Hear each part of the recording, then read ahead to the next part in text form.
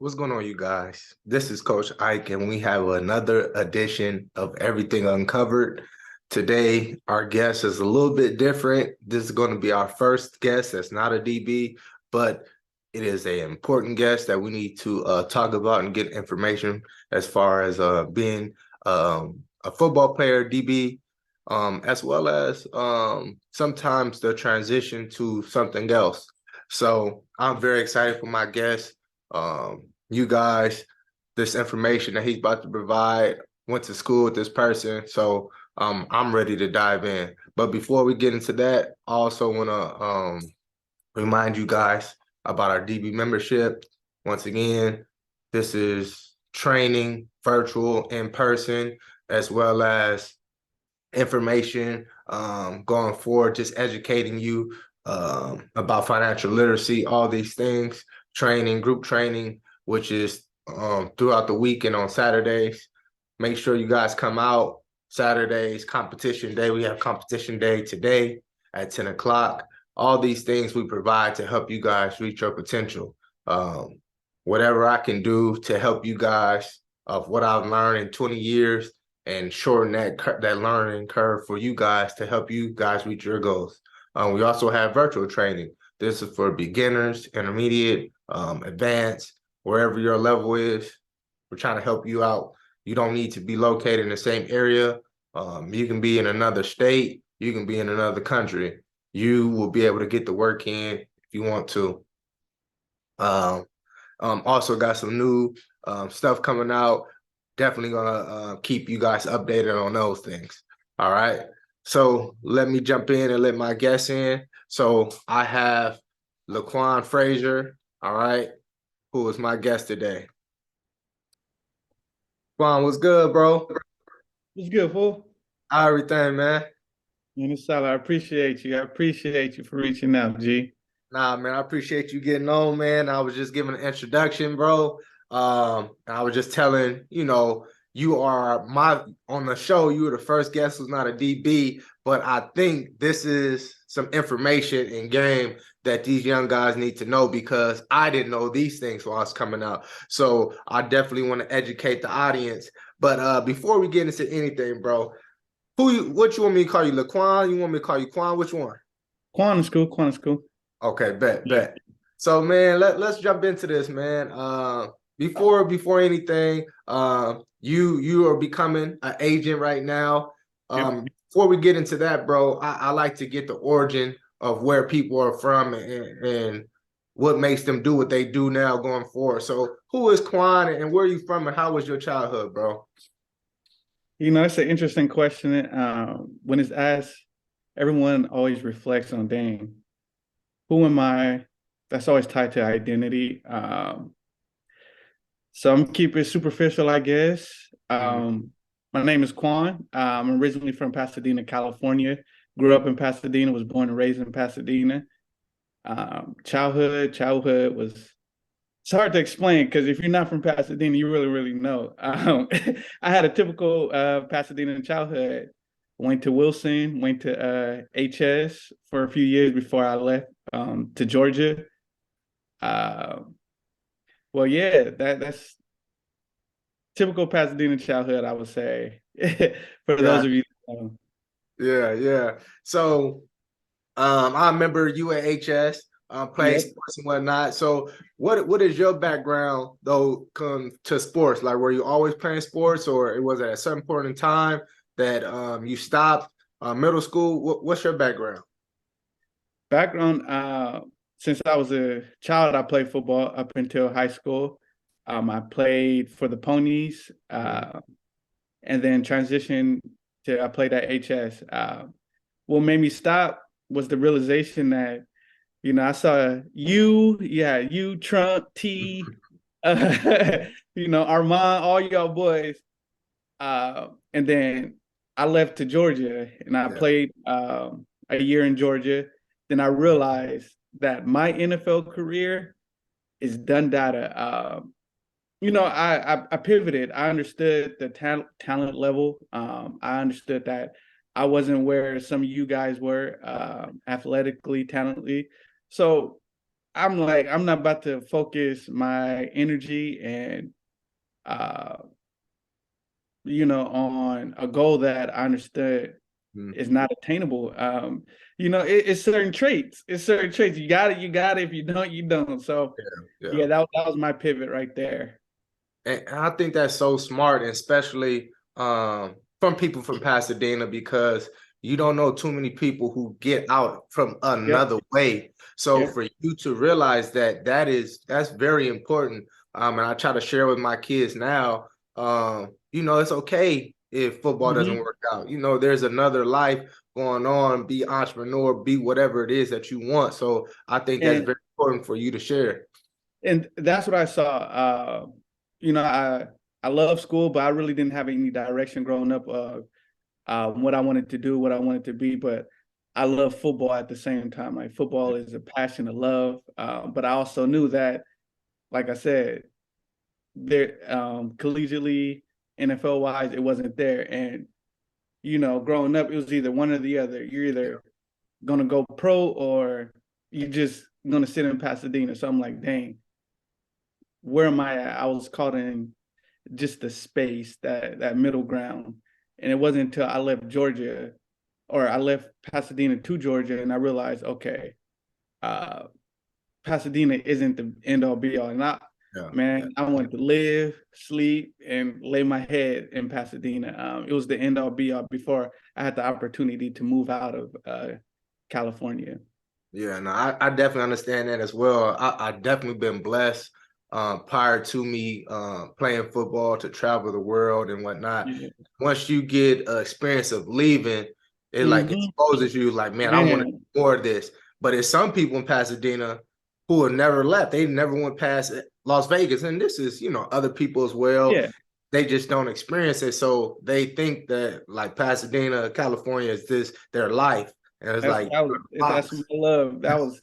I was that box. Like, man, is I'm not going nowhere else. Yeah. I Yeah. mean, you in California, so there's nothing wrong with that because Yeah, you yeah, yeah, have right. everything. But there's more out there. So you shared how you went to high school, you went to Georgia, Hmm. but at this point, you said you shared like football. I wanted to play football, and then you realized, so like, all right, that's not going to happen. What else can I transition into? But Hmm. at what point did you know you wanted to become an NFL agent? Because it's a lot of kids, you trying to figure it out and this process spinning around. So at what point did you was like, I'm really locking in and going into become an agent? So, like I said, I stayed in Georgia for a year, ended up moving back to California. I was 16, 17, didn't really know what I wanted to do with my life. Ended up actually going to PCC for a couple years, and I transferred to Howard. Mm. I got to Howard in 2012, and by 2013, I'm like, man, that itch of football is still in my mind. So it was that summer, that 2013 summer, um, I realized, like, football is still a love of mine, football is still a passion, but I will never get to play. And I just started to research, how can I still be around football players, just the environment without actually being on the field. And I saw being an agent as an option. And during that time, financial literacy was heavy on me because I never really had that type of background.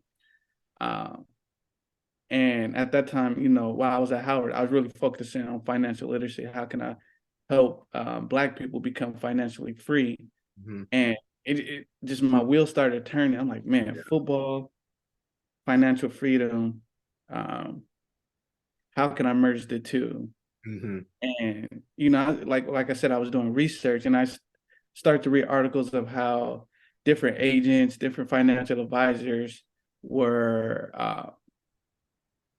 getting over on their clients. And Mm-hmm. I'm like, man, I came to Howard because I wanted to be changed. I want to make a change. That's who I am as a person. I want to help. And I'm like, man, why not be an agent who can assist with all these areas of a Black man's life? It's everything just clicked. Like, man, like my purpose in one. and it's something I would love. So it was that 2013 summer. Man, that's dope, man. And before I get into my other question, I want you to kind of reflect on why you chose Howard, HBCU. My cousin, who is a alum of Howard, graduated. Dope. Um, California, a lot of kids don't know about HBCU. Especially Man, they don't really recruit. But what made you go out there, and then what was your experience out there? so first, when I went to PCC, I was in a program called 𝐑𝐈𝐆, and it was more so Afrocentric and rooted around African principles. And that sparked my interest. Like, I didn't know what an HBCU was coming from California, but joining that program at PCC, it led me to expand my knowledge on different schools and different opportunities outside of California. Because like I said, I was stuck on staying in California. And then I went to the Black College Expo, I want to say 2011. Yeah. And my eyes just lit up. It was just Black people, Black people in schools. Like, it was just us. I'm like, man, I had my community in Pasadena, Black people. Yeah. I had my community at PCC. I'm like, if I can leave Pasadena and still have this opportunity, why not take it? And I said I want to go to HBCU, and I wanted to go to the best HBCU. And at that time, my idea was Howard was the best HBCU. So, I bought a one-way ticket, and that was that. That was history. And my time in DC, honestly, I feel like DC allowed me to be the man that I am today. DC was beautiful. Howard was beautiful. Honestly, it was a magical experience, and I think that everybody should experience an HBCU opportunity if they have one, because it's nothing like it was crazy. DC is a beautiful place. Howard is a beautiful place. And that's dope, man. And I think, like you said, more people should, especially kids from California. And didn't really know about it. Like, a lot of California people don't really know about it unless they're exposed to just college in general. Because when I graduated high school, I had no idea that there were opportunities that I can still continue my education. I thought once it was high school, I was done. I'm like, man, like, what am I going to do now? It took me 2 years out of high school to figure out, like, okay, I can still go back to school. I can still make something out of myself. Because, where I'm being from Pasadena, it's like a black hole at times. Like, your mind isn't really developed to think outside of that box. But so I thank God for individuals around me who pushed me to just try college. Just try it. Yeah. Not for sure, man. And people who don't understand, sometimes just because you don't have a plan coming out of high school, it's not over for you, man. It's not. And like I said, it took me 2 years to realize that. And I'm thankful for that. Not for sure. So now you understand 2013, you for sure locked in. You go to Howard. Now share the process of how to become an agent, because there's some guys who like, I want to try this career field. I want to be close to NFL. I want to be there. So how do you become an agent? And then thus far, what has that experience been like for you, for your process? Okay. To answer the first part is the how. So look, I'm gonna preface it with this: the goalposts will always be pushed back. From my research, initially, you didn't have to take an exam to become an agent. It was just, all right, I'm gonna sign these papers and I'm gonna become an NFL agent. And this was in the from the 70s until the test is fairly new. So like early 2000s, test is, when they created this test. Initially, you didn't have to have 2 degrees to become an NFL agent. It was just, you have an undergraduate degree, or, you have a potential NFL client, but now you have to have 2 degrees. But there's always ways around it. So I would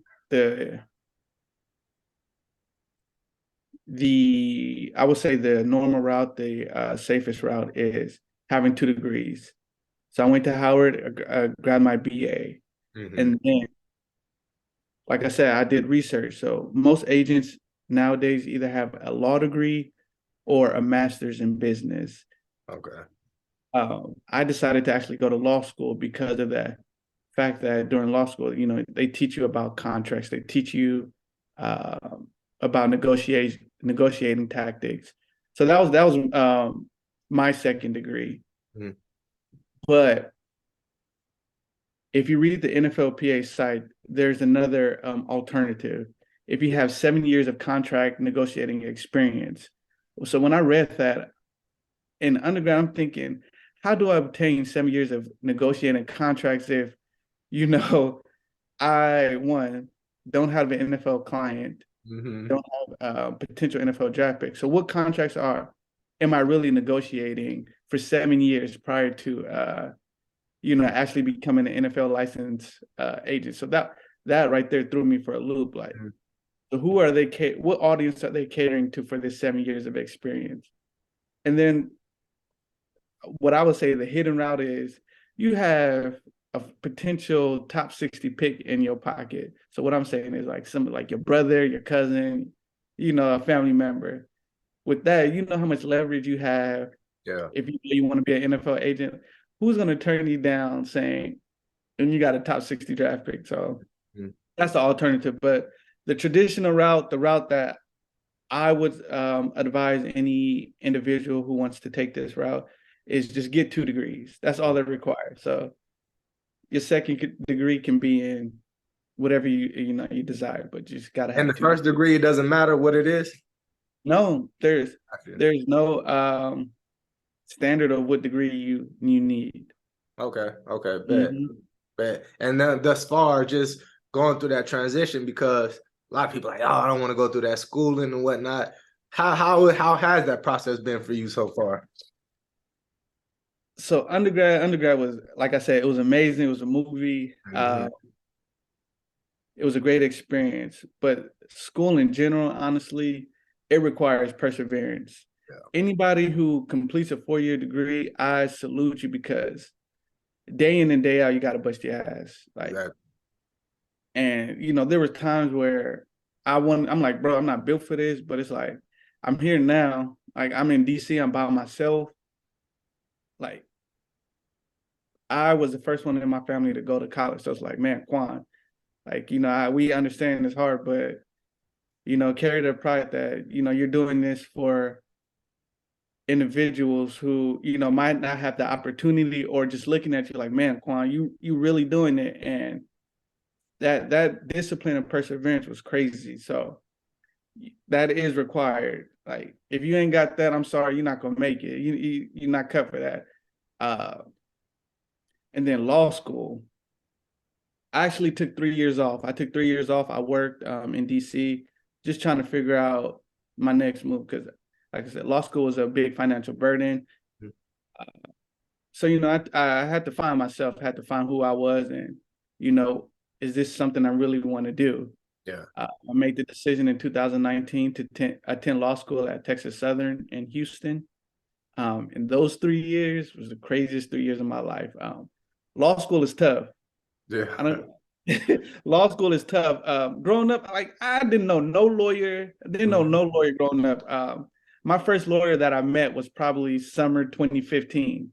Wow. So for me to to make that crazy Yeah. transition to law school, it was different. But law school is tough. But I knew it was a necessary evil at that time. I knew I wanted to become an NFL agent, and this was one of those speed bumps that was in the way. So I'm like, man, I'm giving my all. I'm Mhm. giving my all. So I graduated in May 2022 with a JD. Man, congrats to that, man. Thank So you. that people realize, if in anything, like you said, it takes perseverance, just regardless in school, but in yeah. Mm-hmm. So Everything, perseverance to discipline, day in and day out, your 365 work. yeah, man. So if you really want to do this, you gotta put the work Yeah. in. Guys don't At the end understand. of the day, you got to put the work in. Yeah. So I want to move forward because you shared the process for you and how it's been. How do you get into a firm before you get licensed? Because right now you're currently at United Group, Sports Group right now. Mhm. So how did you get in there prior to having any experience or any license? How does that happen?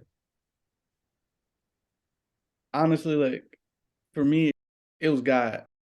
It was a God ordained situation. So coming into law school, me personally, I knew that I wanted to become an NFL agent. Mm-hmm.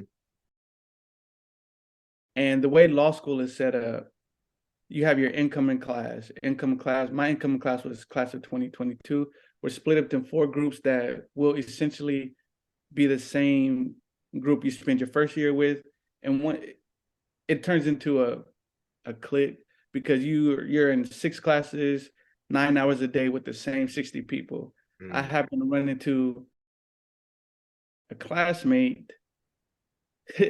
Okay, his little backstory, he felt ostracized. He didn't believe he would fit in. But when we met, he said, like, it was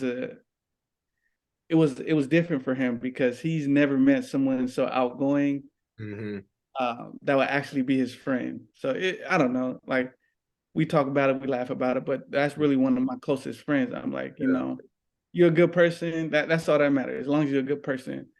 But at that time, one of his relatives was a sports agent, but he didn't know that I wanted to be a sports agent, and I didn't know.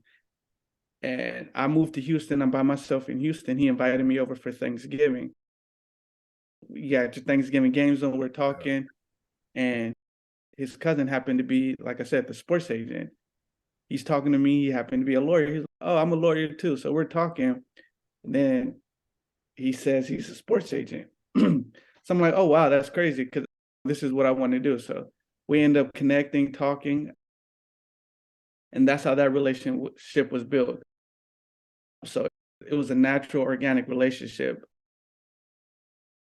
I hear of other individuals who has a harder time because this career path, I wouldn't say it's a gate-kept career path, but the more individuals that enter this field, the more food you're taking off of other people's plates because you're all fighting for the same type of player. So some people see it as I don't want to work with you because, like, at the end of the day, you're taking more money and more food off my plate. So what I say is gate kept, yeah. Was I blessed to have that opportunity? Yes. But for individuals who weren't as lucky to be in my situation, what I would say is try opportunities at these larger firms that offer internship opportunities. I see it often that firms offer internship opportunities. I'll say jump on it. Anything sport related, jump on it because you don't know where that can segue to. So yeah, internships and just being around it. Being around it, you never know who you meet. It's all about networking. My situation was a networking situation. Now it's funny you say that because I recently just went on a trip with my wife for my anniversary, and where we stayed at, the NFL owners were staying there as well.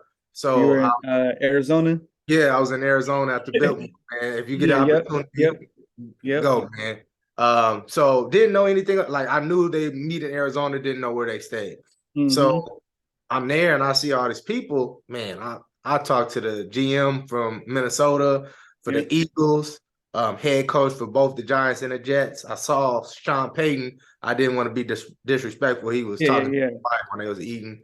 I saw Charles Tillman and the other safety Roman, and I was talking to these guys and asking like, "Hey, I want to do this, I want to do that," and the GM from Minnesota, he's like, "Well, he's like, you doing it really?" He's like, "Just networking." He was like, "Continue to talk, man." And I tell my players that too. I'm like, "Look, when I was younger, even though I was comfortable talking to people I knew, I didn't really talk to other people. I'm like, that's not the case no more. So you guys got to network. You got to talk to people in your classroom. Me college, I got a different perspective on it. I went college. I think it's for networking more than anything. But that's how I see it now. That's how I see it now. But back then, that wasn't the So you never know who you're going to meet and who they know. I say it all the time, communicate whatever your passion and goals are, because that might open the door. And like you said, just by you becoming friends with your classmate and then communicating, because you still could have met the cousin and still ain't said anything.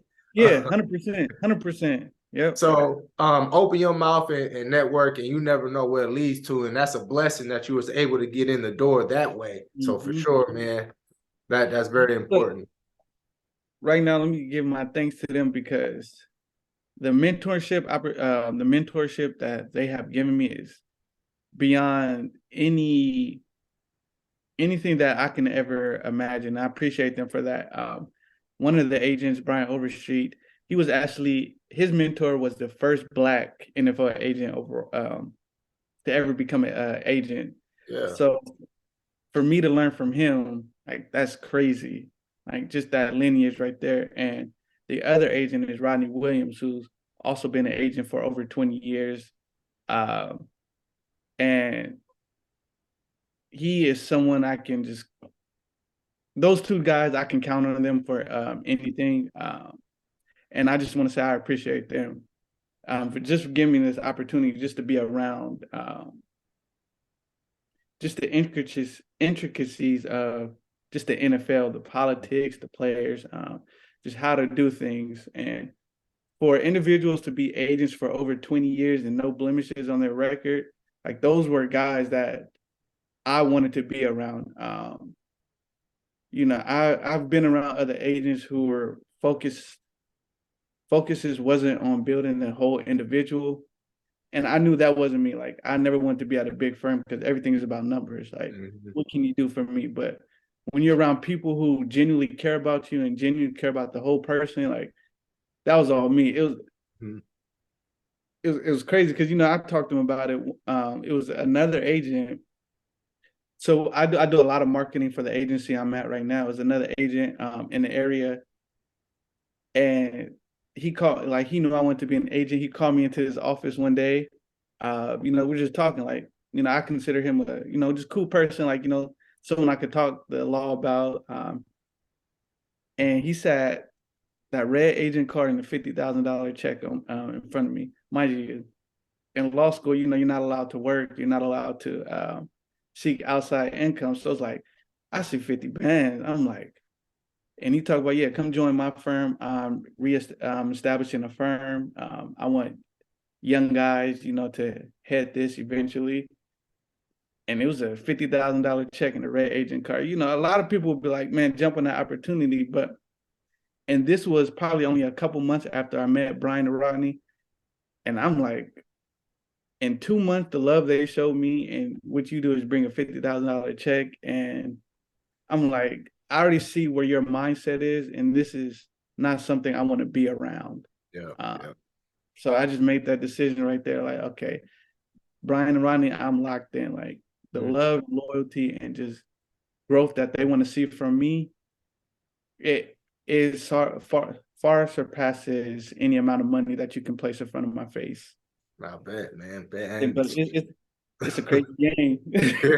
yeah, and then for you to make that decision, man, especially so young, like you said, people don't understand the debt and all that stuff you got to pay. And I didn't know in law school you couldn't work. Like, that's crazy. Now, they want your time to be focused on studying. 4 classes a day, they require minimum 2 hours studying per class. You have these classes 3 times a week. So the schedule is crazy. Yeah. Wow. Yeah. I mean, like you said, it pays dividends, and the amount of knowledge that you have learned and got, that's awesome, man. That is awesome. Can't beat it. So once you get licensed, so you become licensed, take the test in the summertime, and once you become licensed, what is the next step now of getting clients to represent? How do you go about to get guys? So the next step, immediately after getting licensed, you got to pay your insurance fee. But as far as clientele, what I've experienced is it comes from reputation and your network, your reputation and your network. I'm seeing them scout guys. Okay, so scouting is a big aspect of it. like I said, I love football. So I've for the 3 years I spent with USG, I spent countless hours watching film on guys, Mm. learning their habits on the field, learning about just the whole player.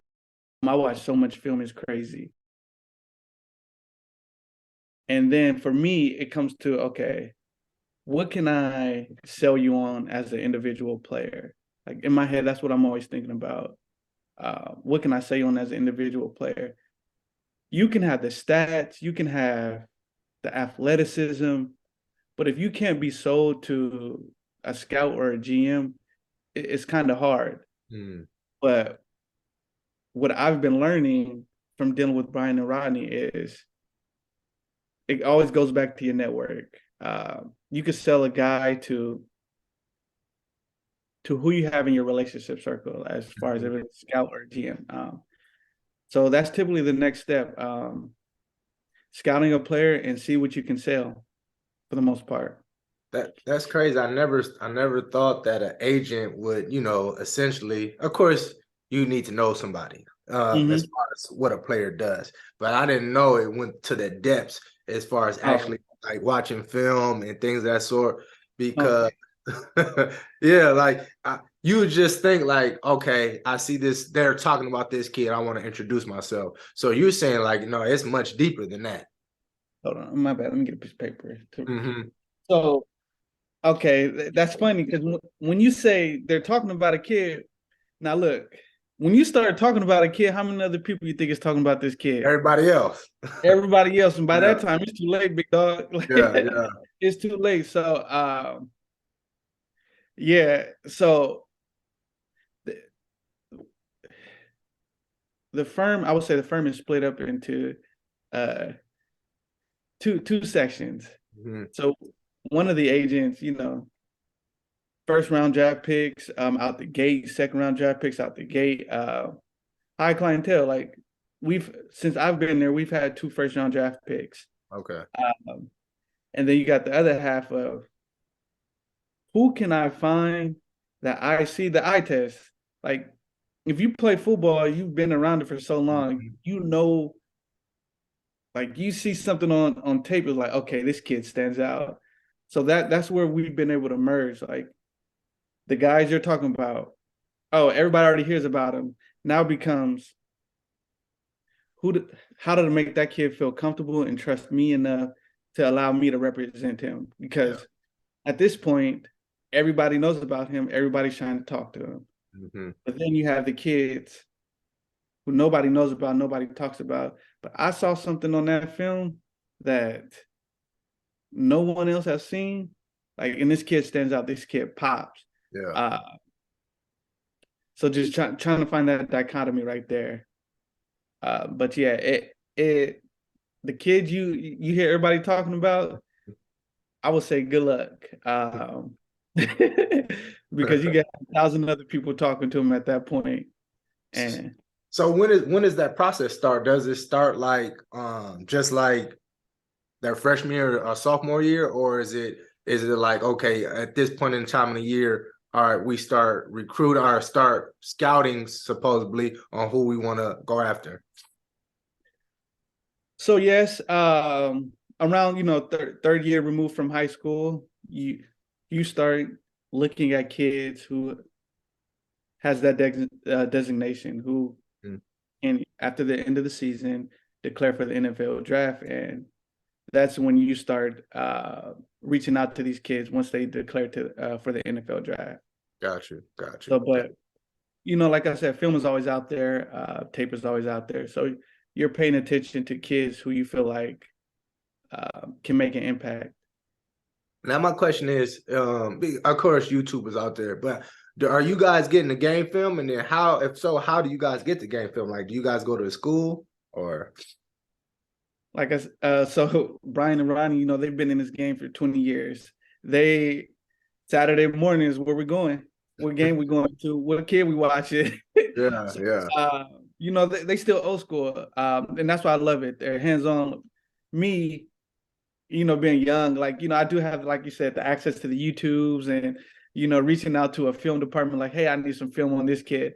But I love the fact that I can, get up Saturday mornings, catch a flight, take a trip down to a game and go watch what your kids were scouting. So yeah, for us, it's hands on. Like we in the trenches. Oh, that's Yeah, dope. Like you said, just go, yeah, hey, we're going to this game. yeah. Look, Like social media allows so much access right now. It's like, okay, you see a couple of highlights. Let me reach out to this kid and see what he's talking about. But I love being in person. I love talking to you face to face. Whether it's Zoom right now is a big thing. I'm cool with Zoom, but I want to be hands on. I want to see you in face. I want to look in your eyes. no, for sure, for sure. So now let's get to what I got some DBs and what should they look for, because what all services does an agent offer? And then there's tiers that come with it. Like we said, there's guys who are first round, second round. And then there's guys, they may go in late round or undrafted. And like you said, not everybody's treated the same as well, because when coming out, guys, whoever's being represented, if you're the big dog, all the attention is going to you. Now, whatever is left over money-wise is going to those back guys. So you may not be training at the best facility. If you are, you can't go as many times. So what does agents, or what do you guys offer to your clientele? I love that. I love that. I love that. So by standards, we are what you consider a boutique firm. We're smaller. We're centralized basically in Houston, but we travel. Man, we on that road, leaving out and staying whole weekends, going to meet our guys.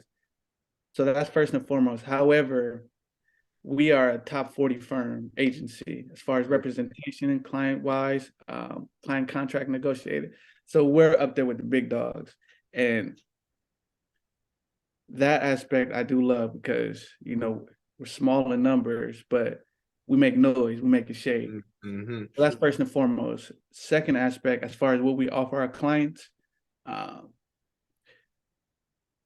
going back to my story on how I met my classmate, he felt ostracized by people, but I was friendly enough to come and talk to him. So like that was mind blowing. I treat him like I would treat you. I treat everybody the same. And that's how they've been treating their clients. No one client is bigger than the next client. Everybody gets, essentially the same treatment. You guys train at the same facility. If you want we give our guys the best of the best. So currently we are based out of Houston. We have had a lot of success at certain training facilities in Texas, and all of our guys train at Texas.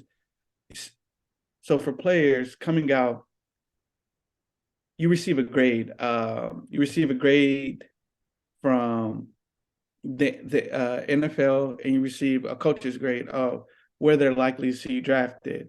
So we have guys who, off rip, we know are going to be free agents, but like I said earlier, we care about the whole person. Yeah. So everybody deserves the opportunity to chase their dreams. So we're going to send you to the best training facility so you can have an opportunity to chase the dream that you've been chasing for the last 20 years. So we don't treat our top 60 pick any different than a guy we know who was a priority free agent. Yeah. And like I said, that's what I love about them.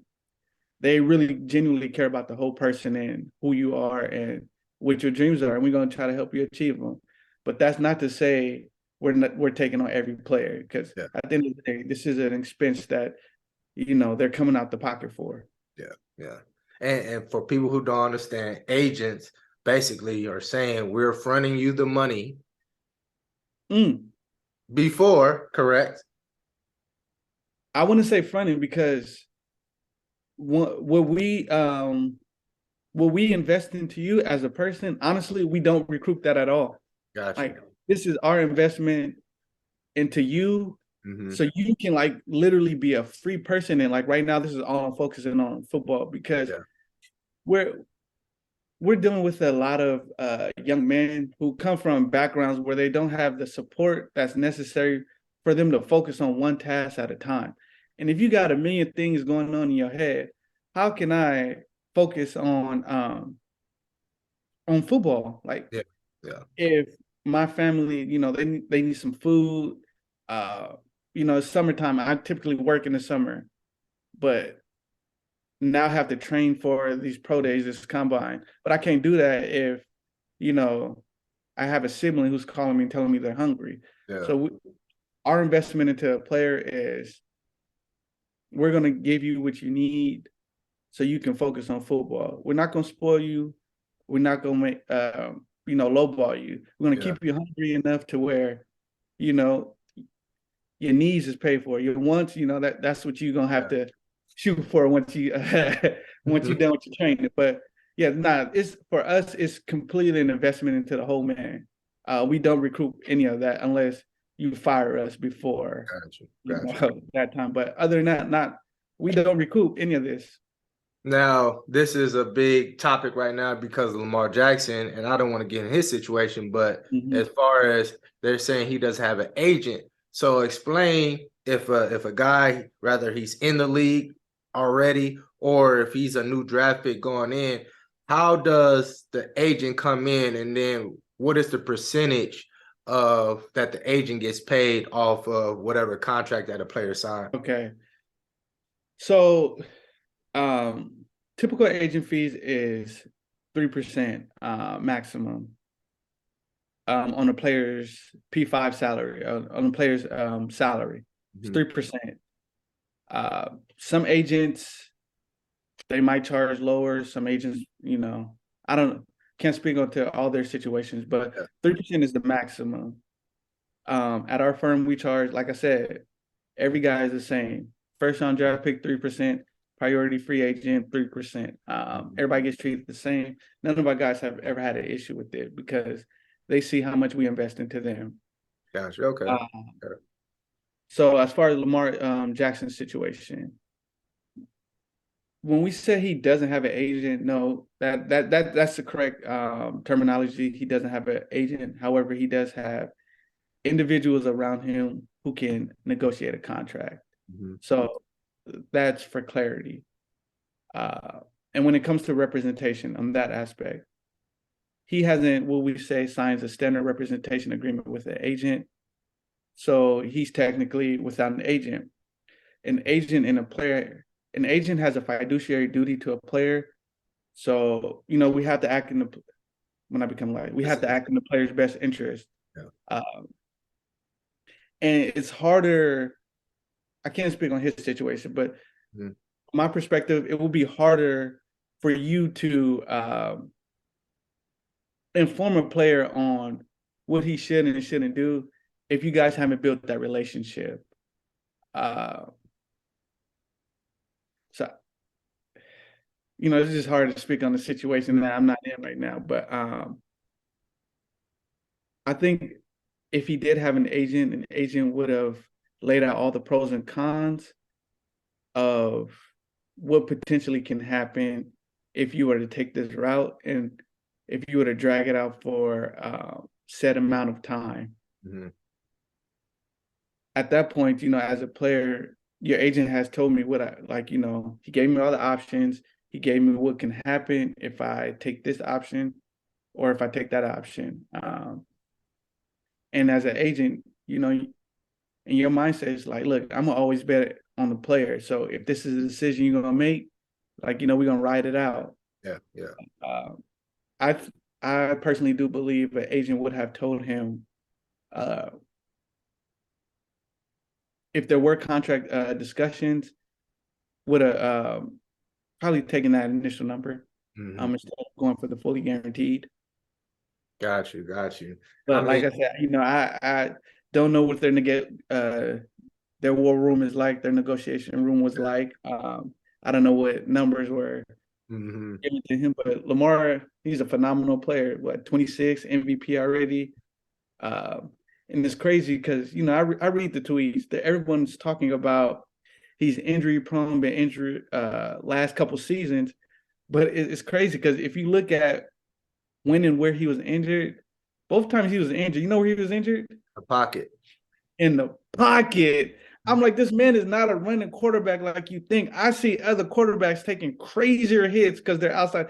Both times Lamar was injured, this man was in the pocket. Like, Exactly. so that right there is mind blowing. Like, Mhm. where did this narrative come to that he's a running quarterback who's injury prone? But I'm like, this man was literally injured in the pocket both times. So Exactly.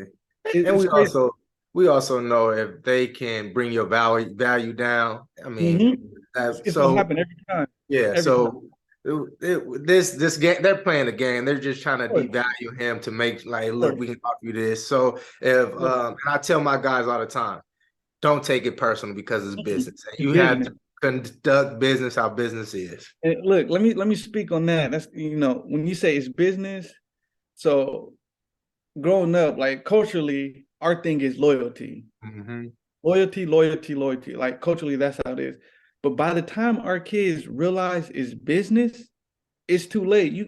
Our kids be so focused on the loyalty aspect that they don't understand it's a business transaction. It's business. And a lot of times our kids is left on the back burner. So yeah, that's crazy. But yeah, it's business. Yeah, it's unfortunate, and I tell Mhm. my kids all the time, like, look, these things are going on. Do understand you are playing this game. At some point in time, I said, even in high school, it's business. You don't know about it, but in college, for sure, it's a business. And I tell all my players, I said, you're an independent contractor, and you need to Mm-hmm. understand that. And Mm-hmm. regardless of an agent and all these things, everybody's working basically for you or with you. So you run everything and you make the final decision. And Yep. once you understand that, it makes it much easier. And a lot of people, they have different thought process about the NIL. I think the NIL is awesome for our kids because now it makes them focus on being an entrepreneur and building their brand.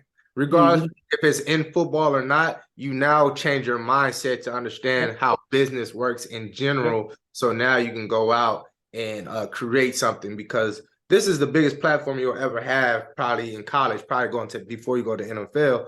So Mm-hmm. if you're able to leverage your platform, then Monetize you'll it. be able Yep. to maximize opportunities that are out of this world. Yep. So I think it's very awesome during this time period. I'm very excited for these young men. So what info can you give to the young guys for future NFL guys, prospects who are looking for an agent to represent them? You shared a little bit, the services and whatnot, but and there's some bad agents out there, but what can you truly say giving back? Like, look, these are things you should really be focusing on, locking in on, as far as somebody representing you. So I would just tell kids, do your due diligence. Do your due diligence and really sit down and ask the difficult questions. Like growing up, I had a stepfather for a period of my time. After that, I had no father figure. I was lost. And not saying these agents are father figures, but you want to be around someone who can develop you as a person. Because as an agent, we spend so much time with our young men. Can't call them kids no more. We spend so much time with our young men. And if these guys, women, are not individuals that you can let into your home, your most intricate space, why would you want them representing you? Yeah. Uh, so that's something I would advise kids on. Like, just do your due diligence, and take this into perspective. If you weren't attempting to represent me, or if I did decide to go with another agent at this time, will I still be able to contact you and ask you questions? Yeah. Like it to me, it would always go back to the relationship.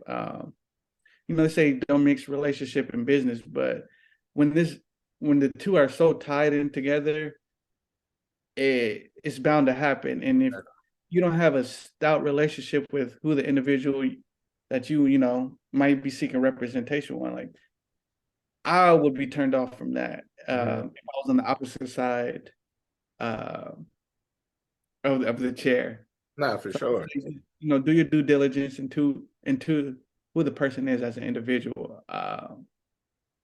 What else would I tell these kids? Uh, like you said earlier, what can you do for me? It's a transaction, right? So we discussed earlier top tier players. Like those kids are going to sell themselves. Mm-hmm. Like your name sells yourselves. And if you weren't in that tier, how do I know you will go to bat for me? Like, show me, Yeah. like, what have you done? So, you know, just look into their history and referencing my guys, for them to be around for 20 years with no blemishes on their name, you know, that speaks volumes. Like, those are certain things you should take into account. Like, you know, the longevity of your career. I understand, you know, we might have new agents, you know, some people took time off, boom, boom. Different scenarios, different variables happen. But for men to be agents for consecutive 20 years, honestly, that speaks volumes. Whether I'm talking to my agents or other agents, like, you know, that's a question I ask, like, you know, when I'm in different circles, how long you've been an agent for, you know, just your background. Your background says a lot about who you are. And to me, one, God was a big decision on, you know, the firm that I wanted to, and to have two men who are a part of the church and put God first in all their decisions, I'm like, okay, right there, it was a no-brainer. And being a Black person, you know, a lot of us are Christians. A lot of us grew up in the church, and you know, like personal decisions like that, to me, it it will help me make my decision easier on the type of men that I want to be around. And another one is when dealing with agents, what I've seen, like, you know, a lot of individuals are yes men. People in our circle, like, you know, we grow up with a lot of yes men. Yep. And as a kid, you're young with, you know, this big persona, you're young with this big following, and everybody in your circle won't hold you accountable. Mm-hmm. That's a red flag. So Yeah. if the individuals you are looking for representation won't hold you accountable, that'll be, you know, something I look into, accountability, because you know we a lot of these young men, you know, the what 21, 22, haven't really been held accountable their entire lives. It they go through you know, high school, they go through college, like, you know, you're the man, you're this, you're that, but with no accountability.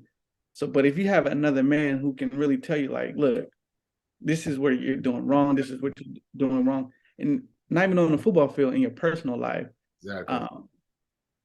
And that's what I've experienced, like, you know, being around Brian and Rodney, like what they can groom or just help assist with building the whole man, like, so you can be better to the next generation. You can be better to your lady, your mother, just those around you. Like, I find that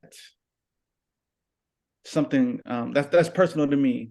Mentorship, just building individuals. So if you're looking for representation and they tell you, like, you know, you ask them, like, would you hold me accountable, and what would you hold me accountable for?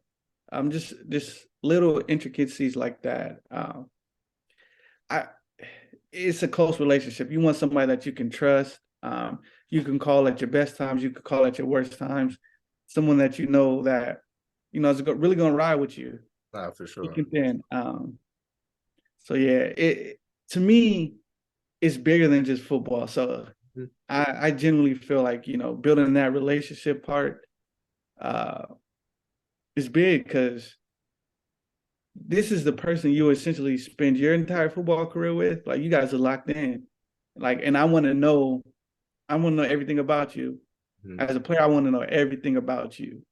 So no, for sure. And like you said, you locked in for the rest of your life. And locked then in. after it's over, you know, someone can still ask for for guidance and help you Okay. maneuver outside of football as well. So Yeah, and that's a big aspect. So one of our longest clients, he retired, I want to say 2 seasons ago after 14 seasons. mhm. And one of the agents, like, we go to this former player's son's little league football games. Yeah. Like we go have crawfish boils all the time with them. And mind you, this is two seasons or 2 seasons after your playing career. And I've talked to a lot of guys who say they don't even talk to their agents anymore. Like, once the business transaction is over, the relationship ended right there. You can't make me no money. Like, what are you Exactly. good for? I'm like, you know, that's a lot. Like, bro, I just spent 14 years with you. I know your kids. I was at your Mhm. everything.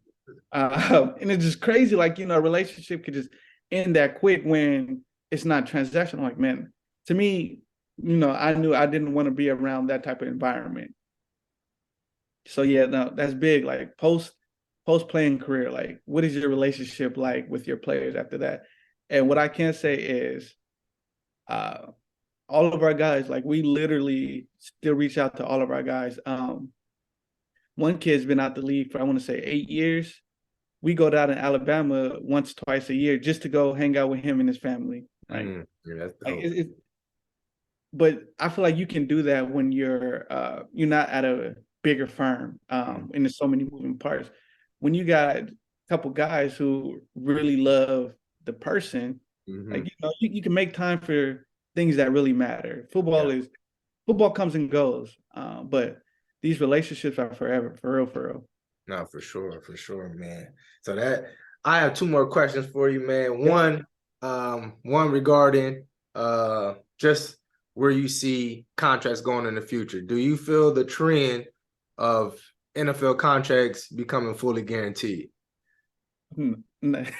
Nah, as much as I would look, I love individuals being able to take care of their family, like building generational wealth and having the financial freedom. Like I said, that's big for me. But Yeah. do I see NFL contracts becoming fully guaranteed? No, one, because each year you got another 1,000 kids who can take your spot.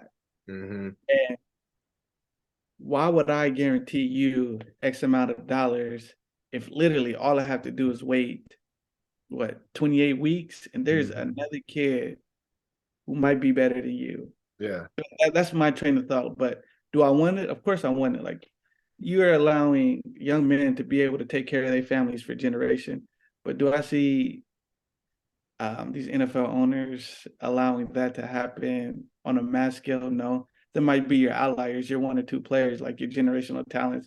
But how often do we come around players like your Aaron Donalds, your just generational talent? How often do we come by them? It's rare to Yeah. me.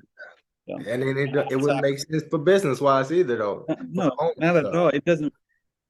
It doesn't make sense. Mm-mm.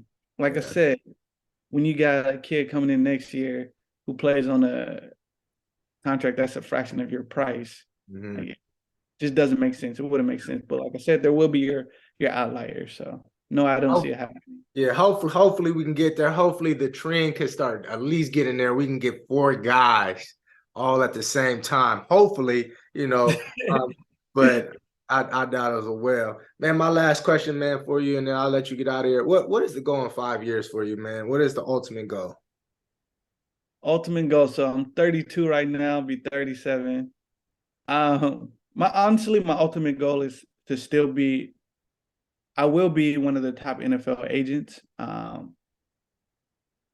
That like when it comes to this realm, that will be my ultimate goal to be one of the top NFL agents.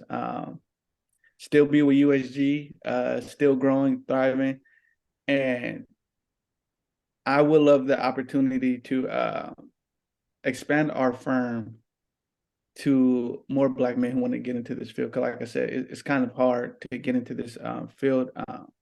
Right now, we don't offer any internship or other opportunities because like we're such a small firm. Mhm. But I do know this field is thriving, and I receive a lot of questions about how to get into it. What should I do? What steps to take? So I would love to have that opportunity just to mentor young men and to become an NFL agent. But first and foremost, when it comes to this field, I will be a top agent. There you go. So that's my goal for the next 5 years. Like just continue to take those steps, build those relationships, and expand my network into achieving my goal. There you go, man. That's what's up, man. I'm happy to hear from you, man. You know, we ain't Man, talked a long yeah, time. bro. Look, honestly, when I saw that, I'm like, oh man, look, I've really been looking to connect with bro because at high school, look, it was like I said, all the y'all that what was it? What year? I'll tell you, is that 07, 08 year around there? What was the first time we been to the playoffs and Yep, one 20 years. bro, it was crazy. And I'm like, bro, dogs, real dogs. I'm like, a Huh? lot of these dudes, if they just had the right individuals around them, could have because Exactly. Exactly. look, I've never seen that much talent in Pasadena in so long. But now what I do, I have a main focus on representing every athlete coming out of Pasadena. I will be the first Black agent that I know of NFL Yeah. represented in Pasadena. I love Pasadena, and I want a full roster of Pasadena talent. Shout out to all the guys that's in the draft this year. We actually have 4 guys. Shout out Elijah, Jameer, Yep. the guy at Berkeley, and it's another guy somewhere in the South, all from Pasadena. So salute to you guys on your process. I'm rooting for y'all, but that's another one of my big goals: represent every guy from Pasadena. And Go right God there. willing, they give me that opportunity because I literally pay attention to all Pasadena talent. Like I love Pasadena. Last weekend we actually had a kid. Madden's in the 10th. You going to the 10th grade? I know you're Madden, talking about. yeah, he plays at Sierra County. He actually Yep. had a 707. So Pops told me to shoot down there. I had to pull up on him because, like I said, man, I love Pasadena. I love the Yep. talent that we've been producing the last was it about 7 years? Like Pasadena has been producing crazy Exactly. talent. Exactly. Uh, HS just came off 2 crazy seasons, so shout out to Maxie and Sham. Yep. So I just love where Pasadena sports is headed, and I will always want to remain a part of that. It's always about giving back to these young men and Yeah. help them understand, it's more than just sports going forward. And basically, you're an example of that. I'm an example of that. So as long as we keep that going and we can bridge this forward, man, Pasadena gonna be in a great space. Man, and I have a desire, like, bro, I have a yearning desire to do that. Like, it's crazy. I just love Pasadena. Yeah, man. I love it. Oh man, this was dope, man. I definitely want to have you back on once you license and everything, once you get some time. So, man, it was a pleasure to reconnect, man, and definitely want to have you back on and get you on where we can talk to the guys and they actually can ask you some questions and so they can just pick from your mind, so they can understand the true process of everything. But man, I appreciate you for your time, bro. Blessings to you. Blessings. Thank you for this opportunity, bro. No problem, man. All love. Yes, sir. I'll be talking to you.